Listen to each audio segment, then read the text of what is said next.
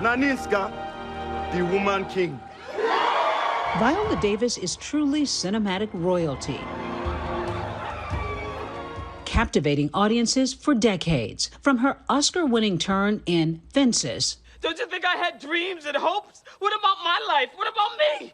To her Emmy-winning role in the ABC show How to Get Away with Murder. That's what it costs to change the world. But it's her latest film. We fight not just for today, but for the future. The Woman King, that she calls her magnum opus. There is no white savior in the movie. None. We're the ones leading this narrative. The movie, set in the 1800s, tells the remarkable story inspired by true events of the Agojie, an elite, fearless squad of all-female military warriors protecting the African kingdom of Dahomey from slave traders. Most people will not know about this story. What led you to fight to tell this story?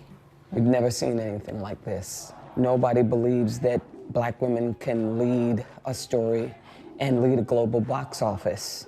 We need to normalize it because you have no idea what the fight is just to be an artist, a Black female artist and a dark-skinned one. I mean, people throw terms out all the time, you know? Why can't you do a romantic story? Why don't you do A, B, and C story? Well, you don't think I want to do that? But what's so wonderful about this is we get to be humanized. You look like a regular old woman to me. Davis stars as General Naniska, leader of the Agojie and titular Woman King. I am a general. I have earned it. You have earned nothing. Training a new generation of female warriors. To be a warrior, you must kill your tears. Tell me about this story of women, because they were sort of throwaway women in a way. And most of them were recruited between the ages of 8 and 14. So it was decided early on that, you know what, you're unwanted because you're not beautiful. So when you enter the story, what's so magnificent is all of these women, all they want to do is matter. The mostly Black female-led cast includes South African actress Thuso Bedu, Ugandan-British actress Sheila Atum, and British actress Lashana Lynch. Did any of you ever sit on the set and say, look at yourselves and pinch yourselves and say, wow? It felt incredible to be able to look around at the actors, the supporting artists, the crew, and even just the overall environment shooting in South Africa, knowing that there are dark-skinned people everywhere.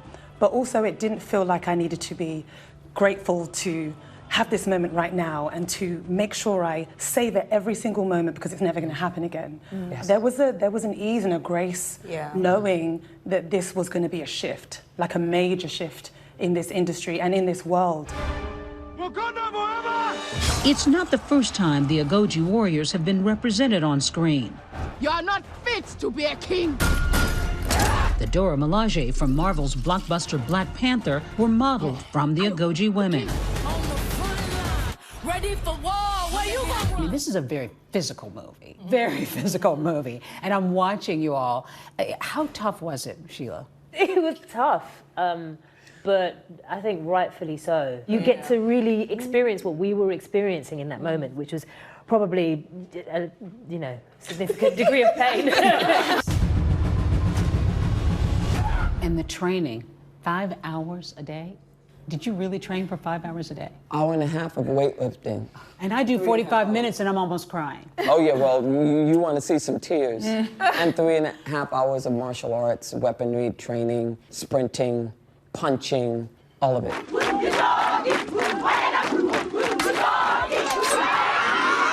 You have this sisterhood. You're supposed to have this bond on screen as women who are just going through it. And did you feel the sisterhood penetrating you as you're doing this with your characters? Yes, I think so. It was, we joke about it and we say it's trauma bonding. It was shared pain, shared suffering, shared hardship, but then we were able to keep each other going. Everyone here is competitive, I'm not, but I had to, what? Watch yourself. What? Continue. The film's world premiere at the Toronto Film Festival was an emotional experience for Davis and her 12-year-old daughter, Genesis. For her to be able to see this movie, for you to hand this in a way to her or any other daughters out there, what was that like? It was everything. She said afterwards she couldn't stop crying. She hugged me and she said, "I'm so proud of you, Mommy." And I keep telling her, Genesis, beauty is wonderful. If someone tells you you're beautiful, all that warrants is a thank you. Okay? Your qualities are your kindness. Your quality is honoring that voice deep inside of you. That's the voice. That's your compass. All of those are your value. And still, she's like, yeah, I know. Davis says the film is also a love letter to dark-skinned women of color who have felt discounted and unseen. I always felt in my entire career that my Aunt Joyce was my prototype. She was probably 300 pounds. She wore big hoop earrings, the latest fashion. She's beautiful to me. And yet I never saw her on screen, ever. And me not seeing her, for me, was she's not worth being seen. I want all these women to be seen. It ain't even about me, it's about this. And so even when I'm way gone, another 40 years from now, when I have no teeth, I could say that I was a part of the change. Hi everyone, George Stephanopoulos here. Thanks for checking out the ABC News YouTube channel. If you'd like to get more videos, show highlights, and watch live event coverage, click on the right over here to subscribe to our channel, and don't forget to download the ABC News app for breaking news alerts. Thanks for watching.